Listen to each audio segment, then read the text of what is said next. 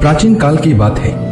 एक नगर में एक बहुत धनवान साहूकार रहता था, जिसके घर में धन की कमी नहीं थी, परंतु उसको एक बहुत बड़ा दुख था कि उसके कोई पुत्र नहीं था। वह इसी चिंता में दिन रात लगा रहता था। वह पुत्र की कामना के लिए प्रत्येक सोमवार को शिव जी का व्रत और पूजन किया करता था तथा सायंकाल को शिव मंदिर में जाकर शिव जी के सामने दीपक जलाया करता था। उसके इस भक्ति भाव को देखकर एक समय पार्वती जी ने शिव जी महाराज से कहा कि महाराज, यह साहूकार आपका अनन्य भक्त है और सदैव आपका व्रत और पूजन बड़ी श्रद्धा से करता है। इसकी मनोकामना पूर्ण करनी चाहिए। शिव जी ने कहा, हे पार्वती, यह संसार कर्म क्षेत्र है। जैसे किसान खेत में जैसा बीज बोता है वैसा ही फल काटता है, उसी तरह इस संसार में जैसा कर्म करते हैं वैसा ही फल भोगते हैं। पार्वती जी ने अत्यंत आग्रह से कहा, महाराज, जब यह आपका अनन्य भक्त है और इसको अगर किसी प्रकार का दुख है तो उसको अवश्य दूर करना चाहिए, क्योंकि आप सदैव अपने भक्तों पर दयालु होते हैं और उनके दुखों को दूर करते हैं। यदि आप ऐसा नहीं करेंगे तो मनुष्य आपकी सेवा तथा व्रत क्यों करेंगे। पार्वती जी का ऐसा आग्रह देख शिव जी महाराज कहने लगे, हे पार्वती, इसके कोई पुत्र नहीं है। इसी चिंता में यह अति दुखी रहता है। इसके भाग्य में पुत्र न होने पर भी इसको मैं पुत्र प्राप्ति का वर देता हूँ, परंतु यह पुत्र केवल 12 वर्ष तक जीवित रहेगा। इसके पश्चात वह मृत्यु को प्राप्त हो जाएगा। इससे अधिक मैं और इसके लिए कुछ नहीं कर सकता।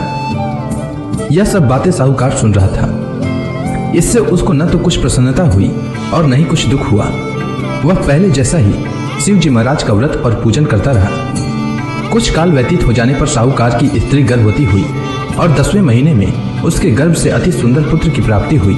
साहूकार के घर में बहुत खुशी मनाई गई, परंतु साहूकार ने उसकी केवल 12 वर्ष की आयु जानकर अधिक प्रसन्नता प्रकट न की और न ही किसी को भेद ही बताया।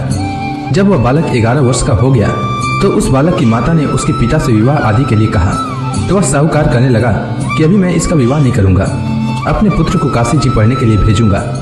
फिर साहूकार ने अपने साले अर्थात बालक के मामा को बुला करके उसको बहुत सा धन देकर कहा, तुम मेरे बालक को काशी जी पढ़ने के लिए ले जाओ और रास्ते में जिस स्थान पर भी जाओ यज्ञ तथा ब्राह्मणों को भोजन कराते जाओ। वह दोनों मामा भांजे यज्ञ करते और ब्राह्मणों को भोजन कराते जा रहे थे। रास्ते में उनको एक शहर पड़ा। उस शहर में राजा की कन्या का विवाह हो रहा था। दूसरे राजा का लड़का जो विवाह कराने के लिए बारात लेकर आया था वह एक आंख से काना था। उसके माता पिता को इस बात को लेकर बड़ी चिंता थी कि कहीं वर को देखकर कन्या के माता पिता विवाह में किसी प्रकार की अड़चन पैदा न कर दें। इस कारण जब उसने अति सुंदर सेठ के लड़के को देखा तो मन में विचार किया कि क्यों न दरवाजे के समय इस लड़के से वर का काम चलाया जाए। ऐसा विचार कर वर के पिता ने उस लड़के और मामा से बात की तो वे राजी हो गए। फिर उस लड़के को वर के कपड़े पहनाकर तथा घोड़ी पर चढ़ाकर दरवाजे पर ले गए और सब कार्य प्रसन्नता से पूर्ण हो गया। फिर वर के पिता ने सोचा कि यदि विवाह कार्य भी इसी लड़के से करा लिया जाए तो क्या बुराई है। ऐसा विचार कर लड़के और उसके मामा से कहा, यदि आप फेरों का काम और कन्यादान के काम को भी करा दें तो आपकी बड़ी कृपा होगी और मैं इसके बदले में आपको बहुत कुछ धन दूंगा। तो उन्होंने स्वीकार कर लिया और विवाह कार्य भी बहुत अच्छी तरह से संपन्न हो गया। परंतु जिस समय लड़का जाने लगा तो उसने राजकुमारी की चुंदड़ी के पल्ले पर लिख दिया कि तेरा विवाह तो मेरे साथ हुआ है, परंतु जिस राजकुमार के साथ तुमको भेजेंगे वह एक आंख से काना है और मैं काशी जी पढ़ने जा रहा हूँ। लड़के के जाने के पश्चात उस राजकुमारी ने जब अपनी चुंदड़ी पर ऐसा लिखा हुआ पाया तो उसने राजकुमार के साथ जाने से मना कर दिया और कहा कि वह मेरा पति नहीं है, मेरा विवाह इसके साथ नहीं हुआ है, वह तो काशी जी पढ़ने के लिए गया है। राजकुमारी के माता पिता ने अपनी कन्या को विदा नहीं किया और बारात वापस चली गई। उधर सेठ का लड़का और उसका मामा काशी जी पहुंच गए। वहां जाकर उन्होंने यज्ञ करना और लड़के ने पढ़ना शुरू कर दिया। जब लड़के की आयु 12 वर्ष की हो गई तो उस दिन उन्होंने यज्ञ रचा रखा था कि लड़के ने अपने मामा से कहा कि मामा जी, आज मेरी तबीयत कुछ ठीक नहीं है। तब मामा ने कहा कि अंदर जाओ और सो जाओ। लड़का अंदर जाकर सो गया और थोड़ी देर में उसके प्राण निकल गए। जब उसके मामा ने आकर देखा कि वह मुर्दा पड़ा है तो उसको बड़ा दुख हुआ और उसने सोचा कि अगर मैं अभी रोना पीटना मचा दूंगा तो यज्ञ का कार्य अधूरा रह जाएगा। अतः उसने जल्दी से यज्ञ का कार्य समाप्त कर ब्राह्मणों के जाने के बाद रोना पीटना आरंभ किया।